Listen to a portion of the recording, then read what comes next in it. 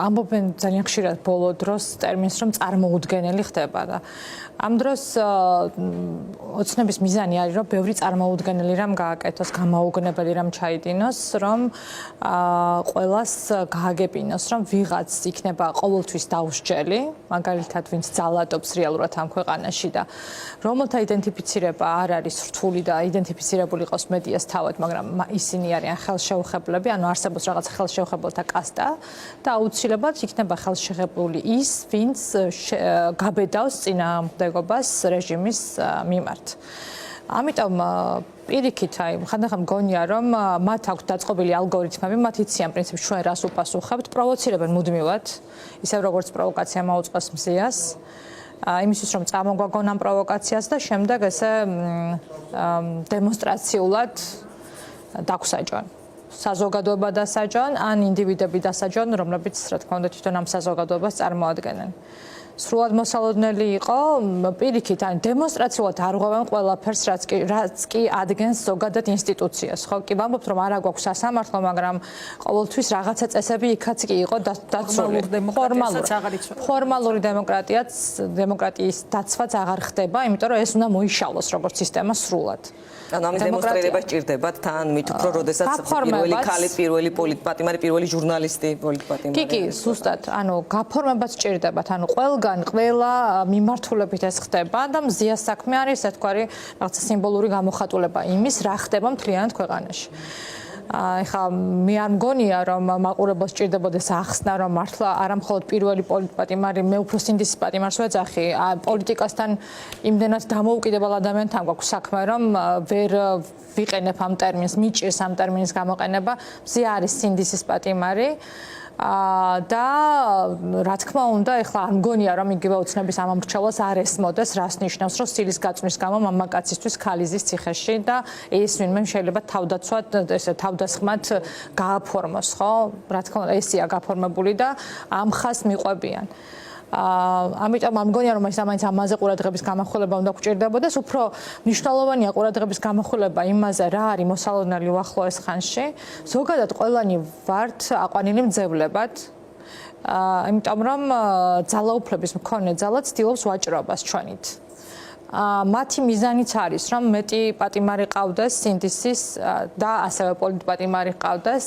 ციხეში და ამიტომ თუ დააკვირდებით ყველა ახალი თქვათ მომძლავრება გარეთ ქუჩაში პროცესის ინსპირირებულია თვითონ ქართული ოცნების მიერ ანუ ყველაფერი თუ დააკვირდებით რა ხდებოდა თქვათ 28 ნოემბერს ხო ანუ მანამდე არ ხდებოდა ეს აქციები ისე როგორც 28 ნოემბრის შემდეგ და თითოეული ახალი ეტაპიც არის დაკავშირებული რაღაცა ახალ წარმოუდგენელ ნაბიჯთან რომელსაც ჩადის ქართული ოცნება და რას აკეთებს ქართული ოცნება რომ ეუბნება მაგალითად ნუ აღარ ვაპარაკობ ზიამაღლობის საქმესთან დაკავშირებით მისი წინა საქმეები რა არის თქვათ პროტესტზე მყოფი ადამიანების საქმეები რა არის რომ ძალიან ხანგრძლივია წინასწარი დაკავება. უფრო ხანგრძლივი ვიდრე ხანდახან შეიძლება წარმოიდგინონ რომ რაღაცას დანაშაულისთვის ვიღაცას სასჯელი შეიძლება გქონდეს, ხო?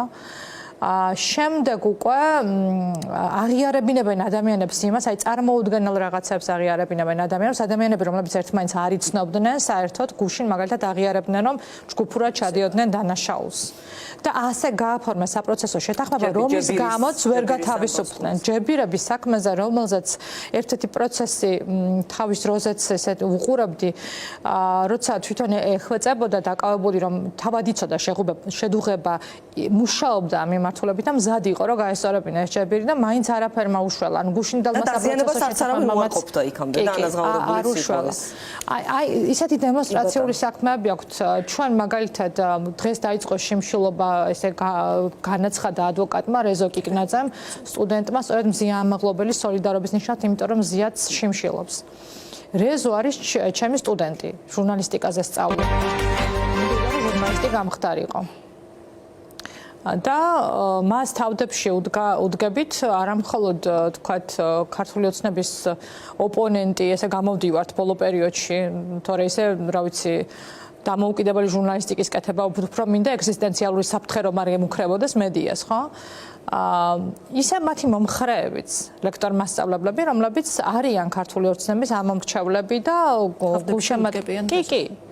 უბრალოდ ყველას ეუბნება რომ თქვენ არ ახართ საინტერესო, ანუ არ არის ეს ჩვენთვის საინტერესო. ისევე როგორც თქვათ ხელოვანებს უდგებიან, ხო, რეჟისორებს უდგებიან თავდებში, მსახიობებს უდგებიან თავდებში, ლექტორს უდგებიან თავდებში. ასევე პროცესები, რომელიც ჩვენ ასევე რასაც უყურებთ ბოლო პერიოდში არის ის, რომ ეს ძალაუფლება ვისაც აქვს ხელში ის ძალა ძალიან ცდილობს, რომ უფრო სასტიკად და ბრუტალურად იმუშაოს ახლა რეგიონებში მეტად ვიდრე თბილისში. და ეს ეხება მედიასაც, პირველ რიგში მედია შეგვიძლია ასე ვთქვა. მედიასაც ეხება სხვადასხვა ინსტიტუტებს. ახლა მგონია რომ ერთ-ერთი მთავარი შეტევა იქნება საგანმანათლებლო სექტორზე, მართალი რო გითხრათ, ალბათ აი ოცნების გეგმებში ეს უფრო არის. იმიტომ რომ მედიას დიდი ხანია უტევს. მედიის ის რაც მაგალითად TV25-თან დაკავშირებით ჩვენ გვაქვს გულისხმეს სწორად როცა პირველი წელია როცა 24 რეგიონული მაუწყებელია ტელევიზია, რომელთაც მე წლებია ვარ აფილირებული. 1 იანვრის ბოლოა, როცა მხოლოდ ორმა შეძლო ნიუს მაუწყებლობის განახლება. დანარჩენი ავტომატური კონტენტი გადის ეთერში. ეს როგორ ხდება? ხო არავინ შეჭრილა ამ ტელევიზიებში, ნახეთ.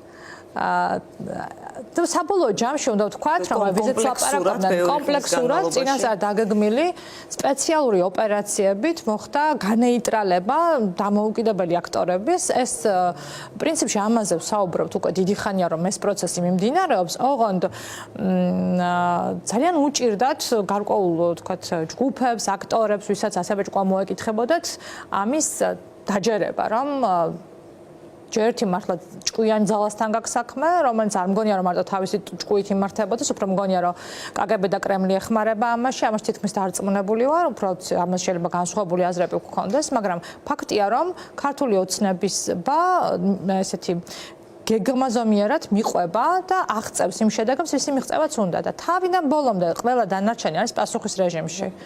თავიდან ბოლომდე ყველა დანარჩენი არა მხოლოდ პასუხის რეჟიმში, არამედ ავითარებს იმ ალგორითმებს, რომელსაც ქართული ოცნება გეგმავს წინასწარ. ასე ხდება, ასე მოხდა, აი მზიაც რა უქნეს მზიას გამოუშვას იმისთვის, რომ ხელახლა დაეჭირათ. და აქაც ვერ ხო, საბოლოო ჯამში პროტესტი მინდა კიდევ ერთხელ ამაზე ვისაუბროთ, ყველა ვართ მძევლები, ასე გითხარით. ფაქტია მზიას მხარდასაჭერად დგას მხოლოდ მედია, დგანან მხოლოდ ჟურნალისტები. პროტესტში ბევრი ჯგუფი მონაწილეობს. ფიქრობ თუ არა რომ ეს პროტესტიც კიდევ უფრო დიდ ყურადღებას, მეტ ხალხს, მეტ ჩართულობას იმსახურებს და საჭიროებს პოლიტიკური ჯგუფების არასამთავრობო სექტორის თუ ასე შემდეგ მეტი აქტორების გაერთიანებას სწორად მზიას თემის ირგვლივ. იმიტომ რომ მაგალითად პოლიტიკური ჯგუფების წარმომადგენლები არ უნდა ვწდებოდა და არ მინახავს ან იშვიათად მინახავს ამ ტიპის პროტესტს. რაც მომწონს ბოლოდროინდელ პროტესტებში არის მისი თვითმყოფადობა, ის იბადება თავისთავად და მართლა არავინ აორგანიზებს, ამიტომ უჭირთ მიაგნონ ხოლმე ვინ არის მართლა ორგანიზატორი და პირიქით თვითონ ბოლოს ვაკვირდებოდ მაგალითად საზოგადოებრივი მაუწყებელი თავის ნარატივით როგორ ითხოვდა რომ როგორმე ეს პროტესტები დაკავშირებოდა რომელიმე პოლიტიკურ ჯგუფებს, ხო? ალბათ აქაც ბუნებრივად უნდა იყოს მხარდაჭერა და მგონია რომ არის ეს მხარდაჭერა, მათ შორის მოსახლეობის მხრიდან განსაკუთრებით ეს იგრძნობა უფრო აჭარაში და ბათუმში. თუმცა როგორ არის ეს გამოხატული? ქართულ ოცნებას უნდა რომ ჩვენ ამას ჩემი აზრით გარეთ ვაპროტესტებდეთ და რაც შეიძლება ბევრი გავდიოდეთ, იმიტომ რომ კიდევ ერთხელ უფრო მეტი დაკავებული, უფრო მეტი მძევალი ყავდეს ციხეში. მე ვფიქრობ, რომ ჯერ არ აქვს საკმარისი რაოდენობა მათ შორის მიუხედავად იმისა, რომ ძალიან მოკლე დროში ლამის რეკორდი დაამყარეს, მაინც მგონია, რომ მათ მიზნებში ჯერ ეს შედის. როცა ვამბობ, ისინი მუდმივად პროვოცირებდნენ, მათ შორის გულისხმობ კანონს, ხო, ანუ რისთვის იყო მიღებული კანონი, რომ ჩვენი პროვოცირება მომხდარიყო თავის დროზე, ამას ბიზინა ივანიშვილიც ღიად საუბრობდა და ასევე მოხდა. და ასევე მათ მიზანში იყო, რომ ჩვენ გამოვსულიყავით გარკვეულწილად როლიდან, რაც თავის დროზე ბათუმანების რედაქტორმა ღიად უთხრა პაპუაშვილს. აქტივისტად პირველად მაქციო. ხო, ეს არ უნდა, ის არ უნდა მოხდეს, რაც მათ უნდათ. არ უნდა ავყვეთ მათ ალგორითმებს და პირველ რიგში რაც ჩემი აზრით უნდა ვაკეთოთ, არის ჩვენი საქმე, ჟურნალისტიკა და მე მგონია, რომ ეხლა მათ შორის კარგი ჟურნალისტიკის კეთების და ცოტა უფრო ფართო საზოგადოების ინფორმირებით, ალბათ უფრო ქვეყნის გარეთ შევძლებთ ამ ადამიანის დახსნას და ხალხიც ესე უფრო ირეაგირებს.